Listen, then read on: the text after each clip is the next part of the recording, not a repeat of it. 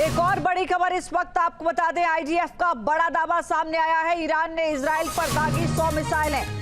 Israel के अपने नागरिकों को शेल्टर होम में जाने को कहा है इजराइल ने।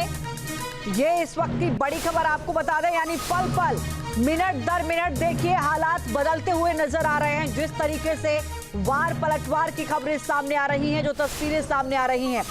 आईडीएफ की ओर से अगर यह दावा किया जा रहा है कि ईरान ने इजराइल पर 100 मिसाइलें दागी हैं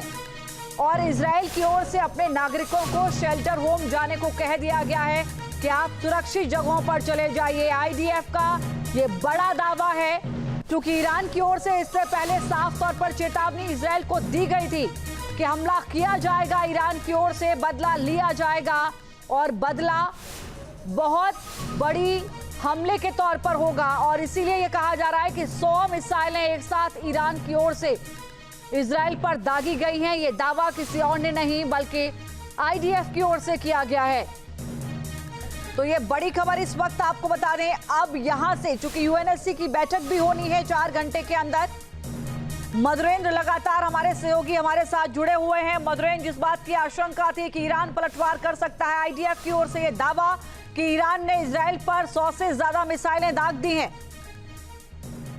देखिए, बिल्कुल लगातार दिखाई दे रहा है कि इजराइल के जो तमाम इलाके हैं, चाहे जेरूसलम की बात करें, एस्कलोन की बात करें, अशदोद की बात करें, राजधानी तेल अवीव की बात करें, ये सब इस वक्त ईरान के हमले की जद में है और उसे रोकने के लिए इंटरसेप्टर मिसाइलें जो हैं वो इजराइल ने लॉन्च की हैं, जो साफ तौर पे इजराइल के आसमान में दिखाई दे रहा है और लगातार वो ईरान की मिसाइलों को इंटरसेप्ट कर रही हैं, हवा में इसे नाबूद कर रही हैं ताकि जनहानि कम से कम हो सके। इससे पहले ही इजराइल ने दरअसल अपने तमाम लोगों को यह आगाह कर दिया था कि ईरान की तरफ से हमला आने वाला है, लिहाजा वे अपने बंकर में और सुरक्षित जगहों पर छुप जाएं, कोई भी व्यक्ति बाहर न निकले, किसी भी तरह की गैदरिंग न हो। तो जाहिर है कि ईरान जो है वो ऐलान कर चुका था,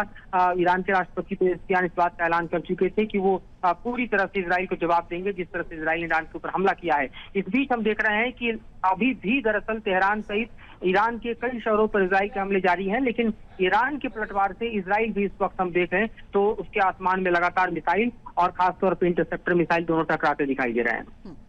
बिल्कुल मधुरेंद्र, देखिए मिडिल ईस्ट में जिसका डर था अब वही हो रहा है। इजराइल और ईरान सीधे तौर पर जंग के मैदान में कूदते हुए नजर आ रहे हैं, लेकिन क्या माना जाए कि अब जो यहां से तस्वीर बदलती हुई नजर आ रही है, ये पूरे मिडिल ईस्ट के लिए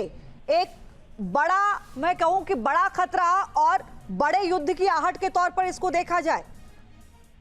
बिल्कुल इसको देखा जा सकता है, क्योंकि हम देखें इस युद्ध के विस्तार की संभावनाएं काफी प्रबल दिखाई दे रही हैं और इसीलिए अमेरिका ने, आप देखिए तो अपने एयरक्राफ्ट कैरियर को ही मूव किया है, बगदाद स्थित अपने जो सैन्य ठिकाने हैं उसको एक्टिवेट किया है। इस वक्त जो एडवांटेज के तौर पर इजराइल और अमेरिका को दिखाई दे रहा है, उधर सीरिया की जमीन दिखाई दे रही है जहां से ईरान का जो प्रभुत्व है वो समाप्त हो चुका है। और खास तौर पे यहाँ पर आप देखिए तो टर्की जो कि नेटो का अलायंस है, अमेरिका के साथ उसके अच्छे अलायंस हैं, उसकी मौजूदगी इस वक्त दिखाई दे रही है। दूसरी तरफ आप देखिए तो हमास के सफाया और देखिए तो खासतौर पे हिजबुल्लाह के सफाए के बाद जो है इस वक्त अपने रेसिस्टेंस फोर्स के साथ उतनी मजबूती के साथ ईरान दिखाई नहीं दे रहा है। और इसी अवसर की तलाश में दरअसल इजराइल अमेरिका बैठे थे और जब ईरान ने न्यूक्लियर को लेकर किसी भी तरह के संधि या फिर अमेरिका के प्रस्ताव को नहीं माना तो फिर इस हमले को अंजाम दिया गया।